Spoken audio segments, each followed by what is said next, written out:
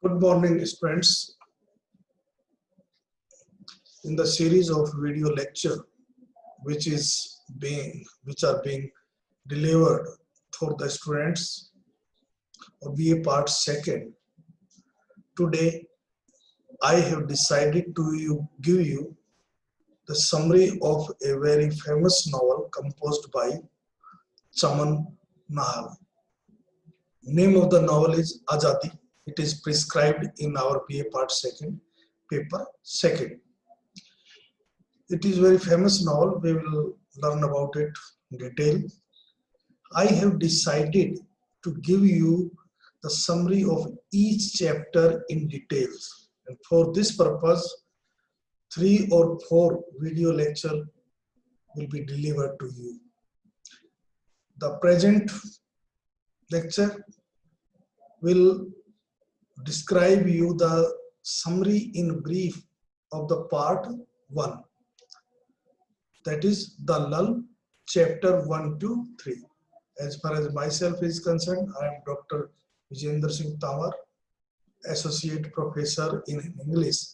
Presently, I am posted at Government College, Guda. Let us discuss something about the author. The author of the Azadi.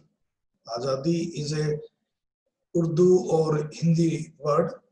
In English, it means freedom. And it is a famous novel on the partition issue. The theme of the novel is partition, very tragic incident in the history of mankind. About it, we will learn later on. As far as the author is concerned, the author is Chaman Nahal. He was born in 1927 at Sialkot, which is now in Pakistan. It means he is a person who has experienced the pain of that partition. He is now dead. He died in 2013, but before his death, he has earned a niche for himself in Indian English literature. He is a renowned novelist, essayist, story writer, and we can say he is a versatile genius. Versatile means all-rounder. And he writes about post-modern Indian English literature. He is not only modern, but he is post-modern writer, you can say. His novels are primarily focused or concerned with political, social, and mythical issues as well as Indian culture. His novels are about politics and the freedom struggle. He has also presented the conflicts and the violence between communities across India during the time of partition and that of its aftermath. What was the result of it? It has also been described in his works. Moreover, he has also portrayed Gandhi, Mahatma Gandhi, in his works and his life lively. He has depicted Gandhi as a complex character with human feelings. He did not describe or depict Gandhi as a god, but as a human being who had many weaknesses. He is a highly appreciated story writer also. And moreover, Chaman Nahal, he came after partition in India. He completed his MA in 1948. He became as a lecturer in the University of Rajasthan. He served there as a reader. Then in 1980, he joined Delhi University and got retirement from the Department of English in 1992. That is, he has served in the field of teaching also. He was a great teacher also. He was awarded a PhD degree in 1961. He also won various fellowship, scholarship in order to continue his study further. Now let us come to about the book, about the novel. As the name indicates, it is Azadi. It is about freedom. And this novel is considered as the masterpiece novel by Nahal, and it has made him famous in the whole Indian English literature. It not only made him famous as it was published in 1975, it also brought him the prestigious Sahitya Academy Award in 1977. That is, because of this novel, he was awarded Sahitya Academy Award also. The novel, as I told you earlier, deals with the theme of India's partition into two countries, stressing as it does its profound human significance and providing an integral view of life. It does not look at the whole incident from one person's point of view, but from everyone's point of view. He tries to be a neutral observer, though he himself suffered in the partition. Moreover, about this book, it should be kept in mind clearly that it is neither a romantic nor a political tale, but an intensely moving human saga of displacement and the loss of identity. This is the main theme which the author has presented through this novel. The novel covers the period of 8 months from the announcement of partition on 3rd June 1947 and up to the period of assassination of Mahatma Gandhi, that is 30th January 1948. Between these two incidents, that is 3rd June 1947 up to 30th June 1948, the author drew the cruel picture of atrocities against women. The story of the novel revolves around a well-to-do Hindi grain merchant, Lala Kasiram, and his family. The novel is divided into 3 parts, namely lull, storm, and aftermath. And all the names are symbolic. We will learn about all the 3 parts, but in this video, I have decided to take you the 3 chapters of the part 1, that is, which is entitled Lull. Lull has 6 chapters. We will discuss their summary of the 3 chapters in this video. Now let us talk about the first chapter. In the first chapter, which begins with the, we can say, waiting for the announcement, important announcement which was going to be made by then Viceroy Lord Mountbatten.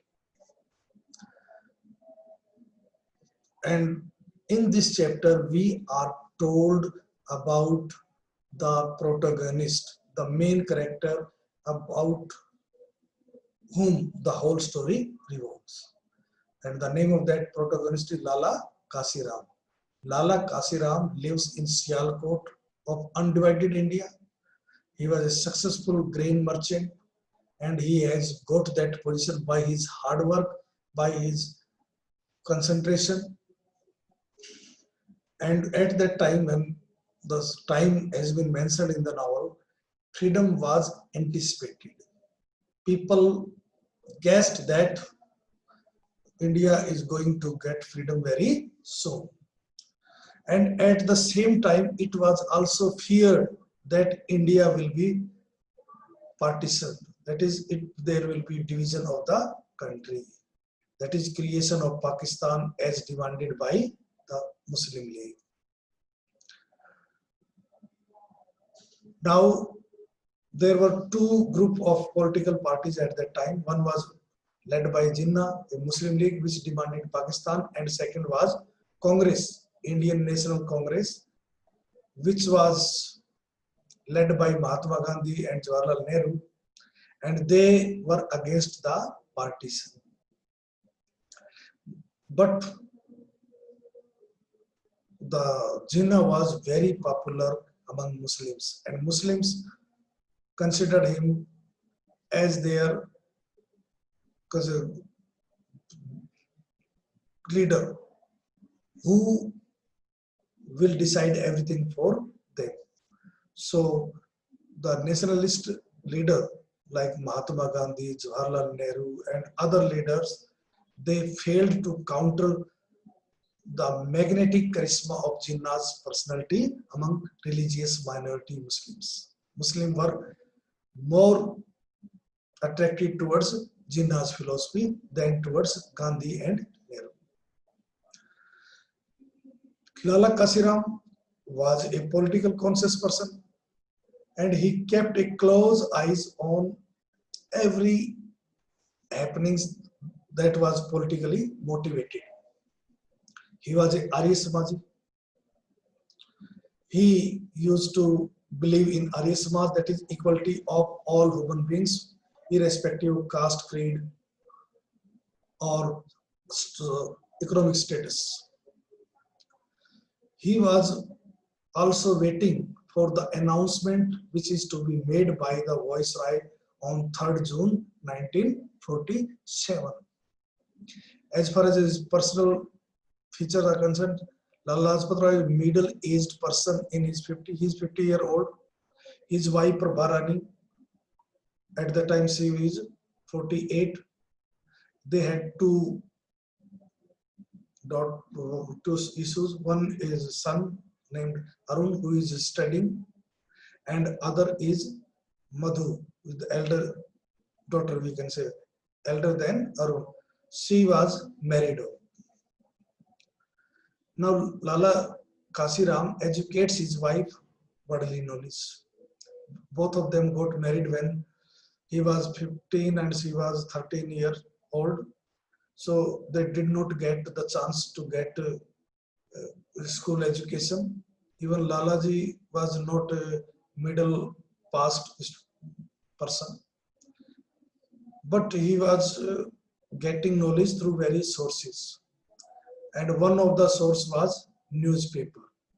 He used to see newspaper in the morning, and then he used to tell the news to his wife Prabharani, who used to sit beside him. He used to tell her about Gandhiji and his fast, about dropping of atom bomb on the cities of Japan, about modern weapons. Then he used to tell her that these modern weapons are nothing as compared to the weapon which were used by Kauravas and Pandavas in Mahabharata. That is, he was proud of his culture, he wants to say. And about English people, he had fixed views. He used to say that English people are uncivilized. They are race of monkeys. But at the same time, he also accepted the contribution made by English people for India. He did not forget the contribution of Britishers in building the nation India. They did not only build united India, but also brought peace and prosperity, as he says. There had been less bloodshed in India in the 200 years of British Raj than in any similar period in the past. No one could deny that. Even Gandhiji or Jawaharlal Nehru would have to concede that. Means they will also have to admit that Britishers have done this for India. The second thing about the Britishers, he used to say that in spite of being non-Hindus, they did not convert Hindus into Christianity, as it was done during Mughal and other Muslim ruling class. Except few conversions, they did not do it at large scales. At the same time, they did not marry Indian girls. Lala spent one day in jail for observing Hadtal by local merchants, but he considered that it is his contribution for the freedom of the nation. He had great admiration for our revolutionary leaders like Bhagat Singh and other, Netaji, Chandrasekhar Azad. He loved our freedom fighters. Lala was very much impressed by the Britishers. He could not erase the impression of British power, pomp, and so from his mind. He loved their parade. New Year parade, other parades on such occasions. He believed English people belonged to invincible race. As he says, a handful of them have kept us under their feet for over 200 years. So they cannot be defeated by any power. They gave best quality when when any Englishman used to visit his shop, he used to give him best quality of material. When superintendent of police happened to visit his shop, he gave him best quality grain, presented himself as a loyal servant of the British crown, and he also asked his son Arun to tell about Henry VIII and Reformation. But Arun did not tell, so he gave him a box near the ear. So he beat Arun because he did not praise English people. Lala liked everything, means he liked everything about English people, but he did not like one thing, and that was their killing of street dogs by Gora Sahibs in Sialkot. Why? Because he was they were non-vegetarian and Lalaji was a vegetarian, and his religion believed in the equality of all living beings. Lala, being a Arya Samajist, he used to attend various meetings organized by Arya Samaj. In meetings, it was discussed about political, social issues. The Arya Samajists used to abuse English people, and he liked their language. But he, as far as himself is concerned, he always resisted himself to speak against the British Raj, though he always lent moral support to them. Lala had deep faith in British Raj. He always felt that because of one-eyed Lord Wavell, Raj became weak and unpopular. That as they did not give a normal viceroy, that is why British are losing their control and power over India. He was, though after Lord Wavell, he was succeeded by tall and handsome Lord Mountbatten.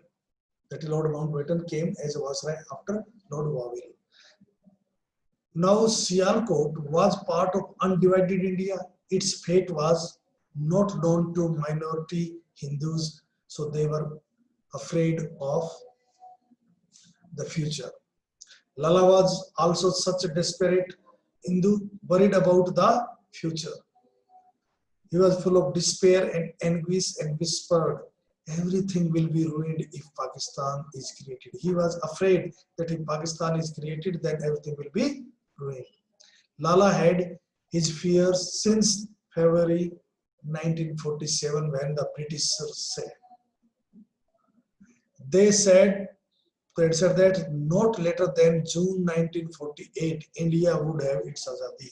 That is, they made it very clear that they are not going to rule India after June 1948. India will get its freedom latest.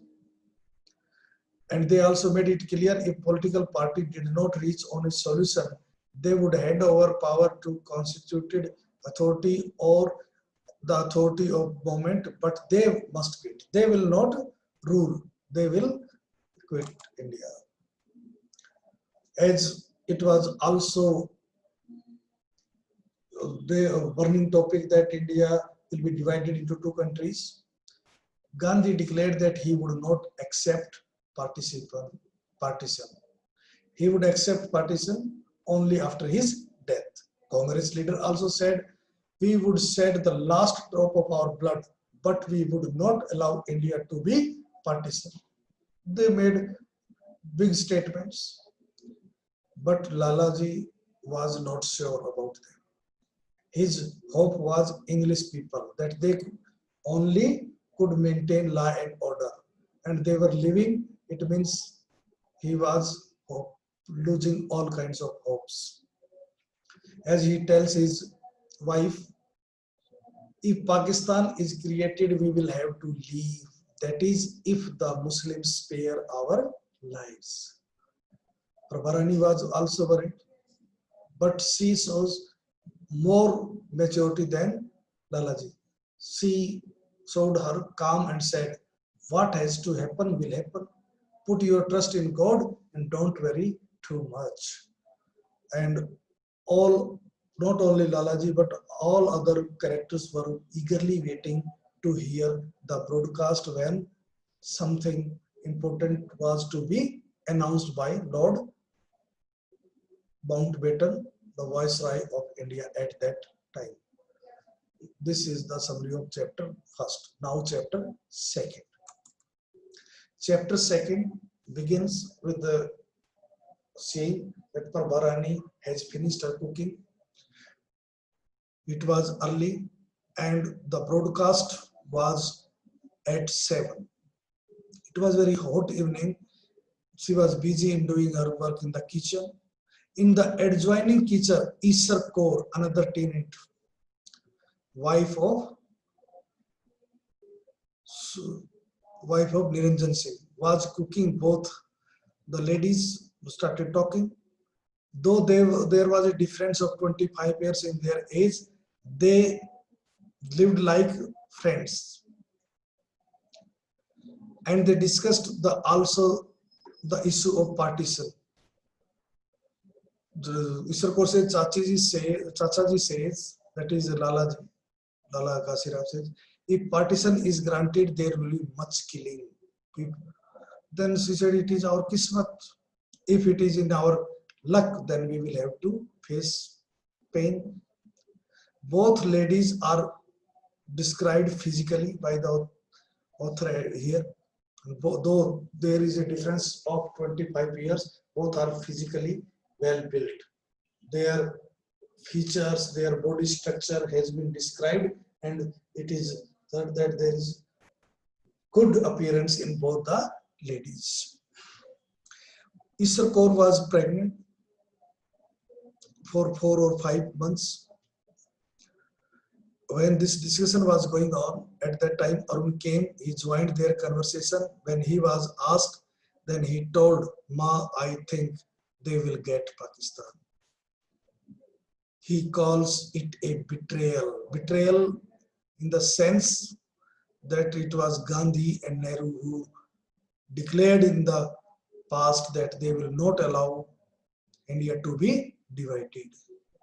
When he was asked what his friends and what other people say in the city, then he told them that Munir, his one of best friend, also thinks Congress will yield this time. Means they will give up, they will surrender before the demand made by Jinnah. And with this, there was a fear among all the ladies also. Then Lalaji returned home. He was trying not to look as gloomy as he was in the morning. Why? Because during the daytime, they had a meeting with other Hindu merchants at his shop during the day. He remembers Gandhiji and his magic in order to console himself. He says, one nation, Gandhi was not a politician but a saint. He said that Gandhiji will not cheat because he was not a politician but a saint. There were many merchants, some of them have been described here. One is Lala Radheshyam, who was an idol merchant who also believed in Gandhiji. He had great faith in Gandhiji. Lala Banarsi Das, a grain merchant, he used to say that the English are afraid of Gandhiji. Lala Samsher Bahadur says Bapu has a Shakti, that is inner power. He will not allow India to be divided. And a few others said quite so. So say, okay, that's right. But it was not a day for weak interjections that he has this. Now what will be happen on in practical will be important. And those speakers in the assembly were ignored. They reminded that there are many speakers who were in favor of one nation. They were not given any importance in the assembly. It was day of passion for strong declarative statements, and to win a nod of recognition, you had to come out with something like a sword in the hand. Means if you want, then you will have to act. You cannot get everything by just mentioning through speech. You have to act also.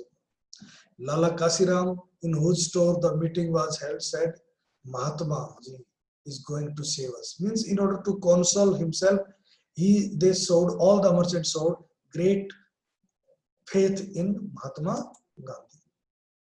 They were hopeful that today's broadcast, Lord Mountbatten, the Viceroy, would not say anything new. That is, he will not declare that India is going to be divided.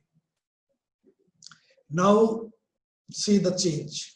There is a merchant whose name is Abdul Ghani, whose shop is in front of the Lalaji's shop.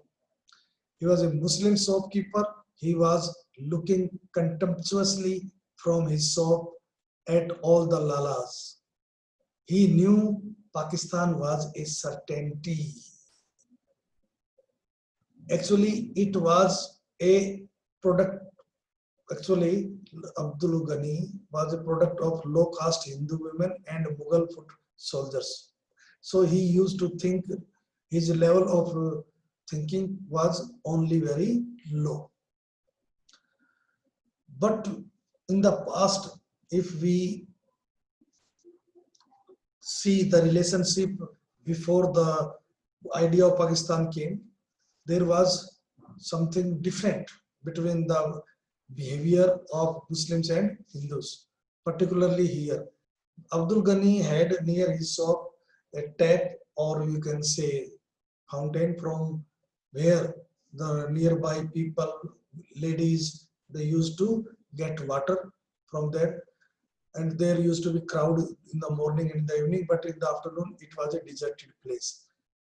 Arun used to go in the noon, used to watch the activities of Abdul Ghani because he was fond of watching how hookah are made.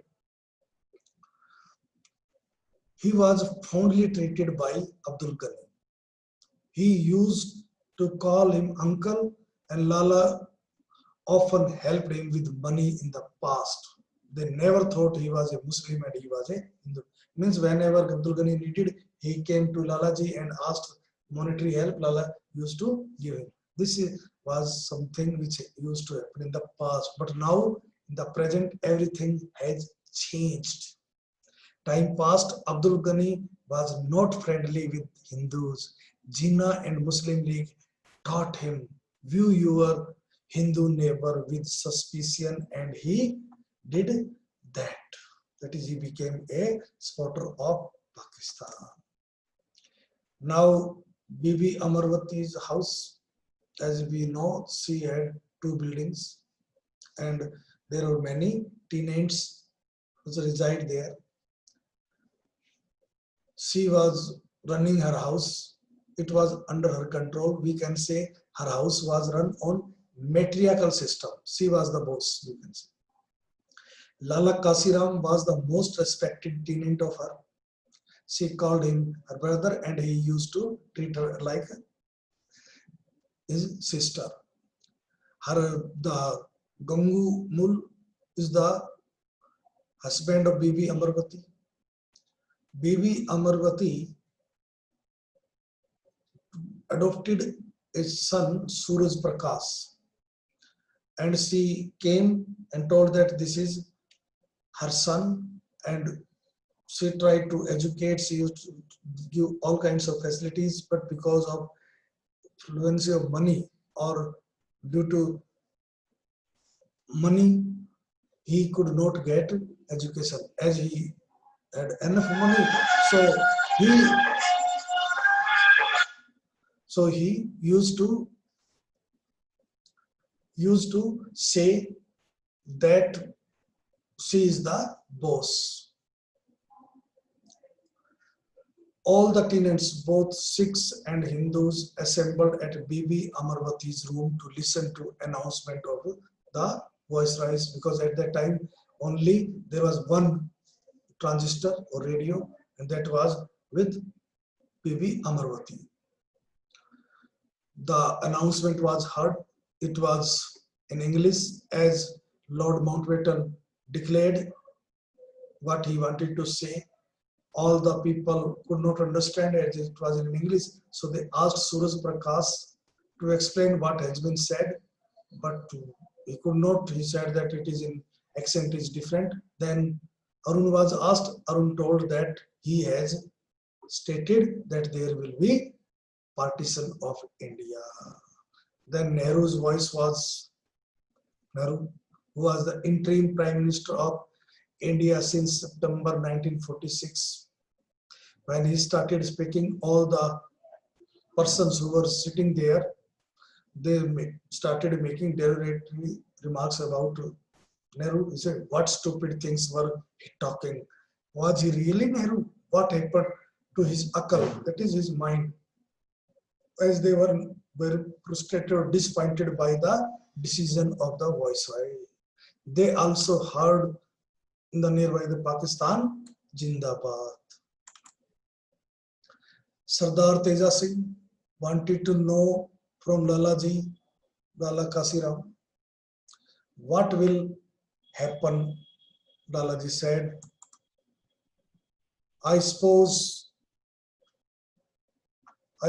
we will continue here, and why can't Hindus and Sikhs live in Pakistan? Means he was quite hopeful that in spite of division of India, they will be allowed to live in Pakistan. But Arun, who was conscious of everything, said they should talk sensible. Mukunda's old mother, Mukunda was a notorious person. He used to live in jail, sometimes outside jail, and his mother used to say that he was innocent. So Mukunda's old mother also asked the same question, but nobody answered her question. After that, meeting was broke up. Issar Kaur and Prabha Rani brought food on the roof.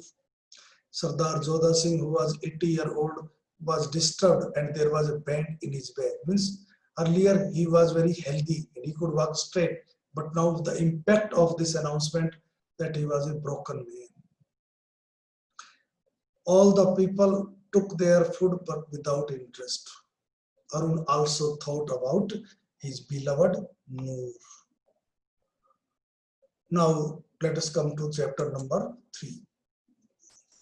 After the declaration of partition by the Viceroy of India and supported by Congress, the Muslim League and the Akalis, the partition became the reality. Means all accepted the division of India, whether they were Congress leader, Akali leader or Muslim League leader. Pakistan appeared as a nation. Muslim wanted to celebrate the occasion. And Sialkot was dominated by Muslim. The majority of population in Sialkot was Muslim. So it was expected that it will become part of Pakistan, and the Muslims of that place, that is Sialkot, wanted to celebrate that occasion. So the psychological attack of Muslims began on the Hindus. Muslims lighted earthen lamps to celebrate their victory, just as Hindus celebrate the Deepavali festival. They started organizing processions. They wanted to pass their procession, the Hindu-dominated mohallas. It was a signal that the Hindus should prepare themselves for physical violence in future. All this indicated that there not going to be brotherhood among Hindus and Muslims after that time. Anticipating the danger, the Hindus closed the gate. The procession reached near the gate. Now, and the head of the procession, instead of following along Trunk Bazaar, means going in the other direction, he asked the procession to turn towards the closed gate of Fort Street, where Lalaji and other Hindus live. And the organizers demanded entrance into the mohallas. In that mohalla, that is Lala, besides Lalaji, there was an affluent lawyer also living, Srikant Bahadur. But he used to drink too much and he was lying drunk somewhere. The leader said, "Listen, oi Lalas, we don't wish to harm you. We only want to take the procession through this street. So come on down and open the gate." Padmani was a charwoman and she was living with her daughter as a tenant in the baby Amarvati's building at the ground floor. She feared and she told Lalaji they might dishonor us. So it was a very terrible moment for all the Hindus there. She is the daughter of Padmani was Chandani. She was young and 18 years old. She was healthy. Now the young Hindus, Arun, Niranjan, Fulchand, all they wanted against action against all these people who were in the procession. As it was the law and law was with them, according to law, any mullah could lock up the gates after 9 in the safety measure or as a safety measure. But now the situation was changed.